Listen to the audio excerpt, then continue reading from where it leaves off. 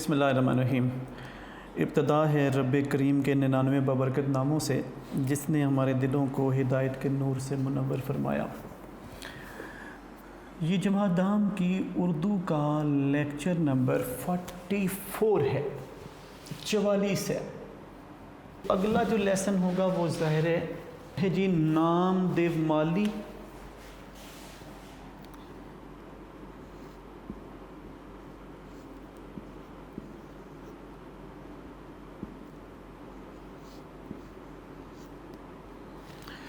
یہ بیٹا دیو لفظ نہیں ہے، دیو ہوتا ہے۔ اگر آپ تھوڑا بہت ہندی سے شناسائی رکھتے ہیں تو دیو، دیول آپ سنتے رہتے ہوں گے، تو دیو ہوتا ہے۔ اسی طرح لفظ دیو ہیکل ہوتا ہے، نہ کہ وہ دیو ہیکل کوئی ہوتا ہے۔ تو یہ خاکہ ہے، شخصی خاکہ ہے بیٹے۔ پہلے انٹروڈکٹری پیسج پڑھیں گے۔ یہ بابائے اردو مولوی عبدالحق نے لکھا ہے، تو ان کی کتاب جو ہے چند ہم اثر سے یہ لیا گیا ہے، چند ہم اثر سے۔ تو پلیز اب پہنچ جائے 79 پیج پہ۔ مولوی عبدالحق 1872 پیدائش ہے جی، 1961 وفات ہے۔ 1872 پیدائش ہے، 1961 وفات ہے۔ مولوی عبدالحق ضلع میرٹھ یو پی اتر پردیش کے گاؤں ہاپوڑ میں پیدا ہوئے۔ ابتدائی تعلیم فیروز پور میں حاصل کی اور مزید تعلیم کے لیے M a college, Mohammedan Anglo oriental college, علی گڑھ میں داخلہ لیا۔ آپ جانتے ہیں اس میں سے ایم سی کیوز عموماً بن جاتے ہیں، اس کی تشریح مطلوب نہیں ہوتی۔ میں ہر پیسج کی شروع میں بتایا کرتا ہوں جو انٹروڈکٹری تعارفی نوٹ ہے۔ یہاں وہ وہیں سے سلسلہ، یہاں وہ پروفیسر آنرڈ، آپ جانتے ہوں گے وہ علامہ اقبال کے بھی یہ سر رہے ہیں۔ پہلے وہ علی گڑھ میں تھے پروفیسر آرنلڈ، وہاں سے یہ جی سی میں آئے تھے۔ تو یہاں وہ پروفیسر آرنلڈ اور مولانا شبلی کے شاگرد اور مولانا ظفر علی خان کے ہم جماعت رہے۔ یعنی اتنی بڑی بڑی شخصیتیں تھیں۔ شبلی نعمانی ان کے سر تھے، پروفیسر آرنلڈ ان کے ٹیچر تھے، اور ظفر علی خان مشہور اخبار نویس جو ہیں، زمیندار اخبار کے مالک جو ہیں، وہ ان کے کلاس فیلو تھے۔ 1894 میں بی اے کر کے بیچلر آف آرٹس کر کے حیدرآباد دکن چلے گئے۔ یہ ریاست اس وقت مسلمانوں کی بڑی ترقی یافتہ ریاست تھی اور علم پرور تھی۔ چند سال تک مدرسہ آصفیہ کے صدر مدرس یعنی پرنسپل سربراہ ادارہ کے فرائض انجام دیے۔ پھر محکمہ تعلیم میں مختلف عہدوں پر کام کیا حیدرآباد دکن کی ریاست میں۔ اورنگ آباد کالج کے شہر ہے بیٹا حیدرآباد دکن کا، آگے ذکر بھی آئے گا، کالج کے پرنسپل بھی رہے۔ بعد ازاں اس کے بعد جامعہ یونیورسٹی کو کہتے ہیں، جامعہ عثمانیہ میں صدر شعبہ اردو رہے، یعنی head of department of Urdu. 1912 میں انجمن ترقی اردو کے، یہ جو اردو کی ترقی و ترویج کے لیے ایسوسیشن قائم کی گئی تھی، اس کے سیکریٹری مقرر ہوئے، معاون مقرر ہوئے۔ 1936 میں ملازمت سے سبکدوش ہو کر یعنی ریٹائرمنٹ لے کر اردو زبان و ادب کو ترقی دینے میں ہماتن پوری یکسوئی کے ساتھ، پوری توجہ کے ساتھ مصروف ہو گیا۔ یعنی ملازمت کے سارے سلسلے ختم کر دیے، وہاں سے ریٹائر ہو گیا، صرف اردو کی ترقی ترویج کو توجہ دینا شروع کر دی۔ پاکستان بن گیا تو 1949 میں پاکستان آ گیا، پھر یعنی ہماری آزادی کے 2 سال بعد۔ 1961 تک انجمن ترقی اردو پاکستان کے صدر رہے۔ ان کی خدمات زبان و ادب اردو کے اطراف میں، یعنی انہوں نے زبان و ادب جو اردو کا ہے، اردو کی زبان ہے، اردو زبان ہے، اردو ادب ہے، اس کے لیے ان کی جو خدمات تھی، ان کے اطراف میں الہ آباد یونیورسٹی جامعہ نے اور علی گڑھ مسلم یونیورسٹی نے انہیں ڈاکٹریٹ کی اعزازی ڈگریاں عطا کیں۔ مولوی عبدالحق ایک بلند پایہ محقق، تحقیق کرنے والے و نقاد، کریٹک، جو خوبیاں خامیاں پرکھ کر اپنی رائے دیتا ہے، وہ کریٹک کہلاتا ہے، نقاد کہلاتا ہے۔ ماہر لغت نگار، ڈکشنری لکھنے والا، لغت نویس اور عمدہ انشا پرداز تھے، یعنی نثر نگار تھے۔ انہوں نے اردو زبان و ادب کی ترقی و ترویج رائج کرنا، ترقی آگے بڑھانا کے لیے پوری عمر، پوری زندگی جاں فشانی سخت محنت سے کام کیا۔ اردو کو پاکستان کی سرکاری، دفتری اور ذریعہ تعلیم کی زبان بنانے کے لیے وہ عمر بھر کوششیں کرتے رہے، کوشاں رہے۔ وہ اردو یونیورسٹی قائم کرنا چاہتے تھے مگر ان کی زندگی میں تو یہ ممکن نہ ہوا، تاہم کراچی میں اردو کالج ضرور قائم ہو گیا۔ ان کے وفات کے بعد وہ پھر یونیورسٹی میں تبدیل ہوا تھا۔ فی الحقیقت در حقیقت وہ اردو کے بہت بڑے محسن ہیں، محسن احسان کرنے والا۔ ان کی ناقابل فراموش، جنہیں بلایا نہ جا سکے، ایسی خدمات کے پیش نظر کے سامنے رکھتے ہوئے انہیں بابائے اردو کے باپ کا لقب ملا۔ ان کا ادبی اسلوب، لکھنے کا انداز صاف، سادہ، سلیس اور دلکش، بہت حسین ہے، خوبصورت ہے، اپنی طرف دل کو بھاتا ہے۔ انہوں نے لغت تیار کیا۔ لغت بیٹے جو ہوتا ہے وہ مذکر ہوتا ہے، جو ڈکشنری ہوتی ہے، لغت ہوتا ہے۔ ڈکشنری آپ انگلش میں کہتے ہیں تو پھر آپ کہتے ہیں ہوتی ہے، لیکن ان کا سب سے خوبصورت کام ان کے خاکے ہیں، شخصی خاکے جو انہوں نے مختلف شخصیات کے لکھے، جن میں ایسی خوبیاں ہیں کہ ہر پڑھنے والا متاثر ہوتا ہے۔ ان کی تصانیف کتب میں مرحوم دلی کالج، سر سید احمد خان، حالات و افکار، اردو کی ابتدائی نشو و نما میں صوفیہ کرام کا کام، افکار حالی، مقدمات عبدالحق، خطبات عبدالحق اور چند ہم اثر شامل ہیں۔ یہ جو آخری کتاب ہے اس میں سے آپ کا سبق لیا گیا ہے جو ہم پڑھ رہے ہیں۔ اب ظاہر ہم اس کی انیشل لائن لکھیں گے، تو آپ بھی لکھ لیجئے بیٹے، جو آپ خلاصے کے شروع میں یا آپ تشریح والے ہیڈنگ میں بابائے اردو مولوی عبدالحق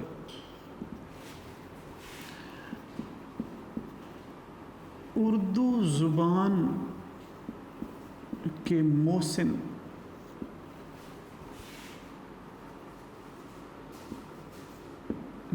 تھے، وہ محقق،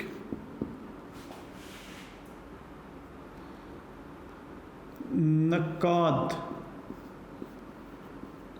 اور بلند پایا نثر نگار تھے یا انشا پرداز تھے۔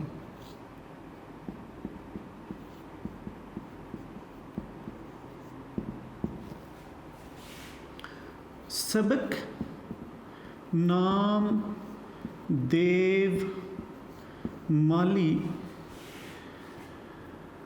صنف ادب کے لحاظ سے لکھنا چاہیں ویسے لکھ دیں، شخصی خاکہ ہے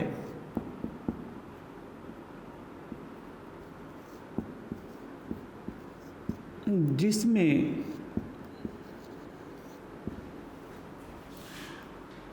مالی نام دیو کی،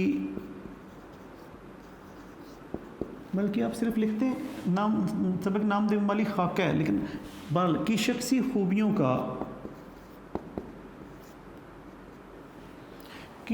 خوبیوں کو بیان کیا گیا ہے۔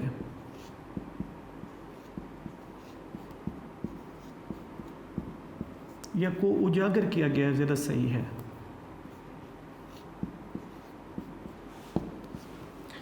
یہ تو ہی آپ کی انیشل لائنز جو آپ اس کے شروع میں خلاصے کے شروع میں لکھیں گے یا پھر آپ تشریح والے ہیڈنگ کے شروع میں لکھیں گے۔ اب بیٹے آپ ظاہر سبق پہ واپس آ جائیں گے، امید ہے یہ آپ لکھ چکے ہوں گے۔ یہ آپ بیٹے کتابوں کے اوپر لکھا کریں، یہ جو ادھر خالی جگہ ہوتی ہے نیچے، ادھر کسی جگہ پہ یہاں آپ کو نظر آ رہی ہوگی، یہاں اوپر بھی لکھا جا سکتا ہے اس جگہ۔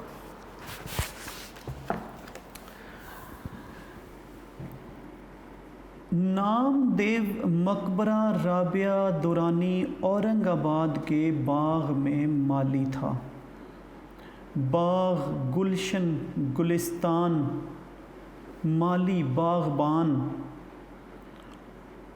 دکن، حیدرآباد دکن کی جو سٹیٹ ہے، اورنگ آباد، اورنگزیب عالمگیر نے یہ شہر آباد کیا تو انہی کے نام سے یہ اورنگ آباد ہے۔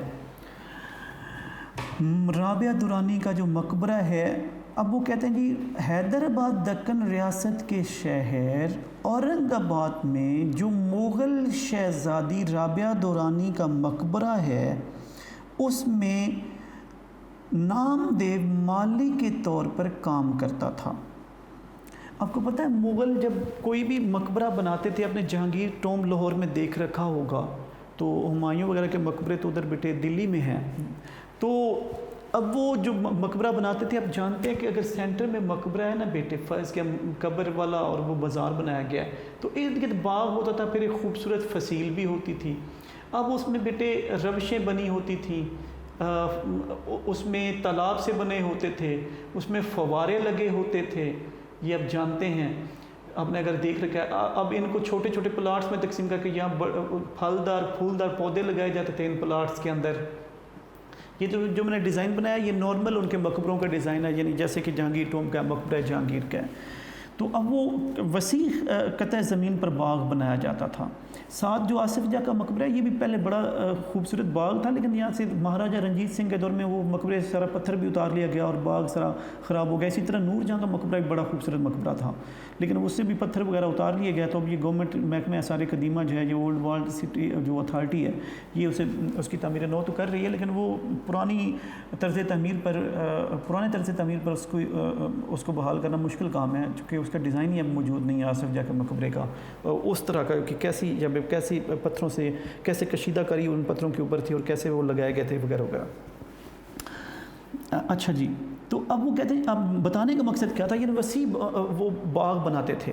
اب وہ اس باغ یعنی وہاں مالی رکھے جاتے تھے، وہ اس کی دیکھ بھال کرتے تھے، گرد فصیل ہوتی تھی۔ تو ایسا ہی مقبرہ تھا جس کے باغ میں نام دیو مالی کے طور پر کام کرتا تھا۔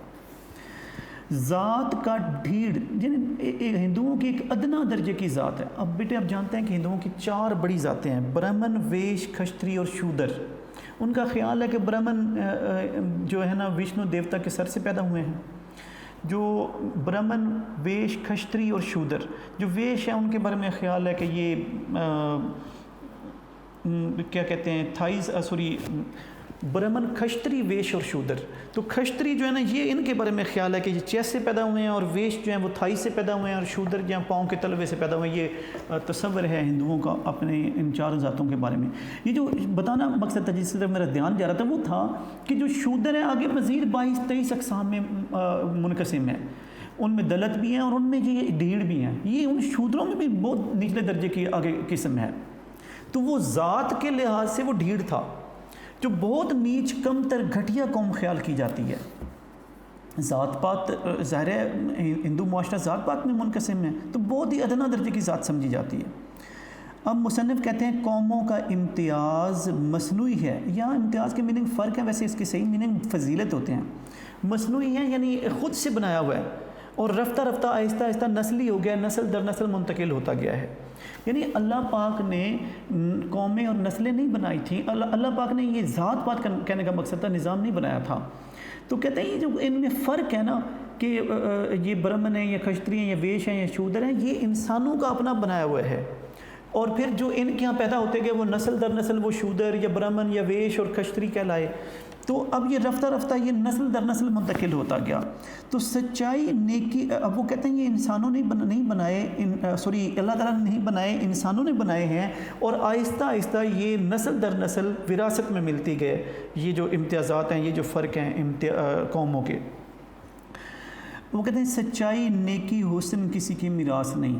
یعنی سچ بولنا، نیک ہونا اور خوبصورت ہونا ورثے میں نہیں ملتا کہ بھائی برہمن جو ہیں خوبصورت ہو سکتے ہیں تو شودر نہیں ہو سکتے، یا برہمن جو نیک ہو سکتے ہیں تو شودر نہیں ہو سکتے، یا سچ بولنے والا جو ہے نا وہ ویش ہو سکتا ہے یا شودر نہیں ہو سکتا۔ تو یہ وراثت میں نہیں ملتا، کوئی بھی سچا ہو سکتا ہے، کوئی بھی خوبصورت ہو سکتا ہے، کوئی بھی نیک ہو سکتا ہے۔ یہ خوبیاں نیچی ذات والوں میں بھی ایسی ہوتی ہیں جیسی اونچی ذات والوں میں، جیسی بڑی ذاتوں میں ہوتی ہیں کہ وہ خوبصورت یا نیک اور وہ سچے ہو سکتے ہیں، ایسے ہی چھوٹی ذات والے بھی خوبصورت، نیک اور سچے ہو سکتے ہیں۔ کیس ہو بیٹے مجنوں کا اصل نام ہے، کوکن فرہاد کو کہتے ہیں پہاڑ کھودنے والا، یا حالی۔ عاشقی کچھ کسی کی ذات نہیں کہ مجنوں کی نسل اور فرہاد کی نسل والے ہی عاشق ہو سکتے ہیں، کوئی اور عشق نہیں کر سکتا۔ تو کہتے ہیں میرے جیسا حالی ہو یا فرہاد ہو یا وہ امراء القیس یا وہ قیس ہو، مجنوں ہو، عاشقی کسی کی ذات نہیں، عشق کسی کو بھی ہو سکتا ہے۔ اسی طرح یہ خوبیاں جو سچائی، نیکی، حسن کی ہیں، یہ اگر بڑوں میں ہو سکتی ہیں تو چھوٹوں میں بھی ہو سکتی ہیں، یہ وراثت میں نہیں ملتی۔ میدان وفا دربار نہیں یا نام و نسب کی پوچھ کہاں، عاشق تو کسی کا نام نہیں، کچھ عشق کسی کی ذات نہیں، فیض نے کہہ رکھا ہے۔ یہ تھا بیٹا ہمارا آج کا لیکچر۔ اس میں اب وہ جو نام بتائے تھے اگر وہ لکھنا چاہے تو برہمن، ویش، کھشتری اور شودر بیٹے۔ تو برہمن، ویش، کھشتری، برہمن سر سے، ویش چیسٹ سے، کھشتری تھائی سے اور شودر پاؤں کے تلووں سے، اگر وہ والا دینا چاہیں آپ تو۔ لیکن ویسے آپ بتا دیں کہ ہندوؤں کی شودروں کی ایک ذیلی نسل کا نام ہے، ذیلی ذات کا نام ہے جو بہت گھٹیا کم تر خیال کی جاتی ہے، تو اتنا کافی ہوگا۔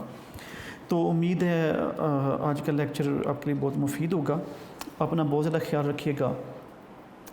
جب اسکول کھل جائیں تو تب بھی بیٹے سوشل ڈسٹینسنگ کو اپنے سامنے رکھیں، اس کا پورا خیال رکھیں۔ اگلے لیکچر میں انشاءاللہ ہم اس سے آگے والا سبق پڑھیں گے۔ خدا حافظ۔